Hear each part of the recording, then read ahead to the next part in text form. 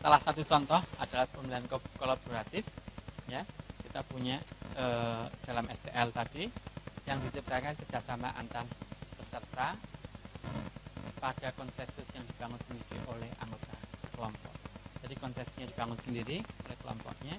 Nanti Anda bagaimana cara belajarnya untuk mencapai suatu tujuan pembelajaran.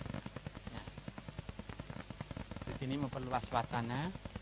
Tujuannya juga mengelola perbedaan yang ada, yang timbul karena kolaboratif itu adalah nanti dalam kelompok, dan yang terakhir membangun kerjasama.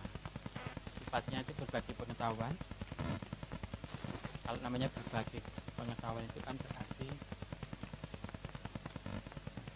sharing, kita bisa memberikan informasi satu pada yang lainnya, kemudian membangun kebersamaan dan sifat divergen. Dan syaratnya itu kelompoknya biasanya harusnya heterogen. Kenapa harus heterogen? Karena kalau semuanya sama, ya sudah. Ya. Kalau misalnya semuanya orang Sunda semua, kalau saya suruh menceritakan bagaimana prosesi adat pernikahan cara Sunda, ya semuanya oh ya ini gini-gini.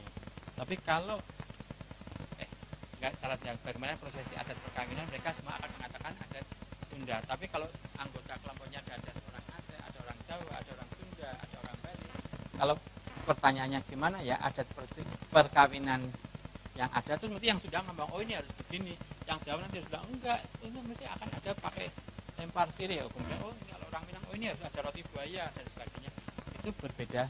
Kemudian itu kita harus bagaimana membangun kebersamaan, ya.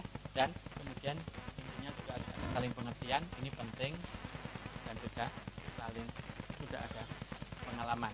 Karena bang penting, kalau nggak ada pengalaman kita nggak bisa ngomong apa-apa. Ya. Kalau bapak saya suruh ceritakan bagaimana sih rasanya naik kereta, naik pesawat udara misalnya, saya itu selama hidup itu belum pernah naik pesawat udara, kok suruh menceritakan kan nggak bisa, karena nggak punya pengalaman. Ini adalah yang kooperatif, menekankan kepercayaan mahasiswa untuk maksimalkan proses pembelajaran. Sama, kita berkooperatif. Kemudian intinya semuanya sama, yang berbeda ada sifatnya konvergen, jadi punya tujuan yang sama. Yang kompetitif untuk menimbulkan rasa kompetisi, kita punya sifatnya yang menimbulkan rasa bersaing, tapi di sini adalah rasa bersaing yang positif, ya. Jadi tidak bersaing dalam bidang dalam terminologi yang negatif, tapi positif bersaing. Saya kira hanya itu saja. Terima kasih dan hatur nuwun. Nggak tahu sekarang jam berapa. Jam 11 ya. Oke. Ya, kita istirahat sebentar. Ya, nanti kemudian istirahat berapa jam? 10 menit istirahat. Ya. Nanti kita mulai pukul 11 persis. Ya. Ya, satu tas kemudian kita permainan. Ada yang mau ditanyakan nggak? Oh iya, mau tanya, itu dosen yang tidak baik kalau tidak. Silakan Mas. Teriak aja nggak apa-apa. Sudah sahur tuh tadi? Pak, mohon diberikan contoh penerapan SCL ini di satu mata kuliah gitu Pak, biar kita dapat bayangan. Contoh tentang apa? Penerapan SCL ini. Dalam mata kuliah? Iya, dalam perkuliahan. Gitu. Terutama kalau mata kuliahnya itu misalnya yang sifatnya sangat membutuhkan tutorial, seperti misalnya kalkulus, fisika, itu SCL-nya seperti apa gitu. Yeah. Biasanya yang saya pahami dari penjelasan ini kan SCL itu seperti kayaknya ya cocoknya itu untuk yang sifatnya common sense gitu. Kalau yang seperti yang tadi gimana? Yeah. Yeah. Terima kasih. Jadi terima kasih. Kalau contohnya itu jadi begini, sebenarnya kalau kita menerapkan SCL itu juga jangan sama sekali TCL-nya itu ditinggalkan, jangan, ya. Itu tadi akibatnya nanti kalau kita SCL terus kemudian kita tinggal proyek itu, tidak. Jadi terutama memang kalau untuk rumus misalnya, fisika itu kan banyak rumus ya. Kalau rumus SCL kan gimana? Ya kalau rumus kan ya yang namanya A kuadrat plus B kuadrat sama dengan 1 misalnya, itu kan ya bagaimanapun juga 1. Cuma kemudian bagaimana implementasi dari rumus ini yang kemudian harus di SL kan. Jadi bukan rumusnya itu. Kalau rumusnya kan bagaimanapun juga kan ya seperti itu, ya toh. E sama dengan MC kuadrat kalau Einstein yang seperti itu kan seperti itu. Tapi bagaimana implementasi dari rumus ini itu yang kemudian di SL kan. Jadi banyak memang pertanyaan, apakah kalau ini berarti SL itu cocok untuk yang apa? Sosial-sosial saja ya? No. Enggak.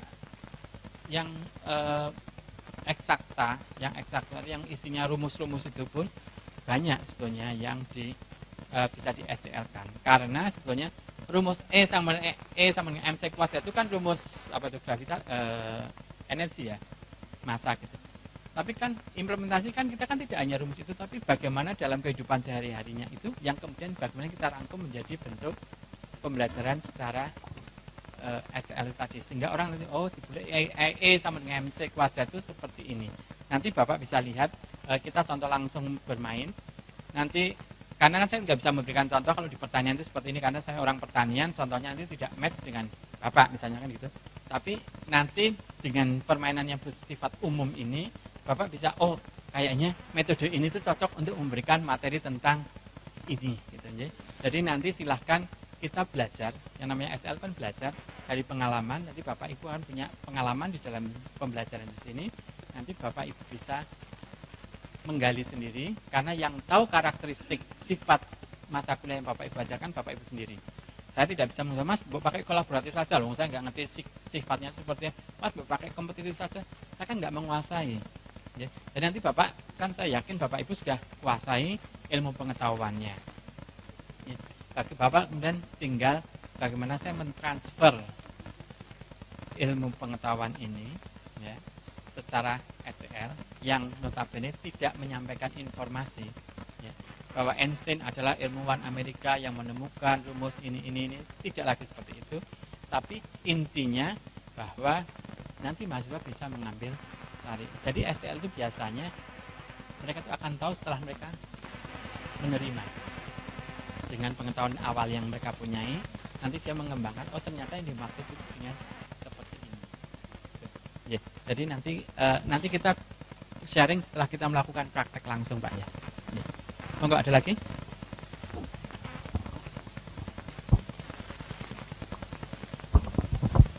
Yes. Assalamualaikum warahmatullahi wabarakatuh. Saya dari Fakultas Industri Kreatif, Pak. Mohon masukan dari Bapak mengenai tadi yang dikatakan bahwa tugas dosen yang paling berat adalah sebagai pendidik ya, Pak. Kebetulan kami mendapatkan intake mahasiswa yang memiliki karakter yang unik-unik ketika dari awal mereka masuk, karena latar belakang mereka menjadi mahasiswa industri kreatif, karena mereka juga memiliki kepribadian yang berbeda-beda, yang kadang-kadang juga mungkin oleh orang awam dianggap agak nyeleneh, kurang ajar dan lain-lain, Pak. Yang ingin saya masukkan dari Bapak adalah bagaimana menanamkan etika, kemudian juga attitude yang baik ke mereka, sehingga ketika mereka keluar itu memiliki karakter yang ya jauh lebih baik. Karena kalau saya lihat dari paparan Bapak tadi, banyak hal-hal yang sifatnya lebih teknis, kayak bagaimana kita mentransfer knowledge dengan cara yang SCL tadi.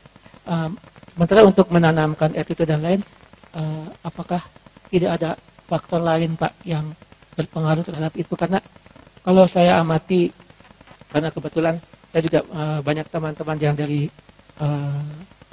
Jogja, itu mahasiswanya terkenal ketika keluar itu memiliki attitude yang berbeda dengan mahasiswa yang keluar dari lulusan Jakarta, Medan dan lain-lain misalkan ya, Pak.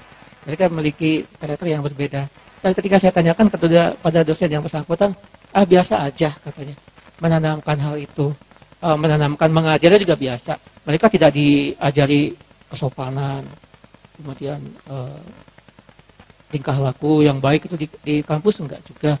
Jadi ada hal lain apa yang harus kita lakukan agar kita mendapatkan mahasiswa yang ya lumayan lebih baik, Pak, ketimbang masuk jangan sampai ketika mereka berkomunikasi dengan dosen atau dengan atau nanti mereka di masyarakat, mereka tidak ada perubahan sikap gitu Pak. Terima kasih banyak Pak.